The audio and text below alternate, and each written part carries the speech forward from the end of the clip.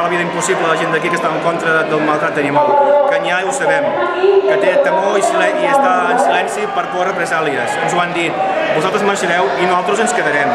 I això cal que se sàpiga, que la gent de les Terres de l'Ebre també hi ha gent que està en contra del maltractament animal. I els hem vingut a donar suport.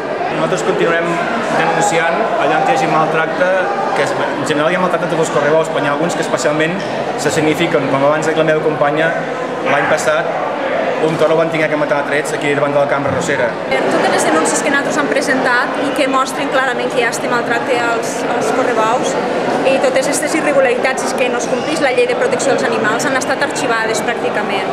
Llavors no hi ha hagut un ressò ni una predisposició per part de l'administració de força de fer complir la llei. Per tant, també aquesta manifestació també ha tingut un motiu de fer públic que passa tot això, que no s'està complint la llei i que l'administració no està posant mesures perquè es complisquen. Que molta gent no ha vingut, que no som només els que estem aquí, que també estem representant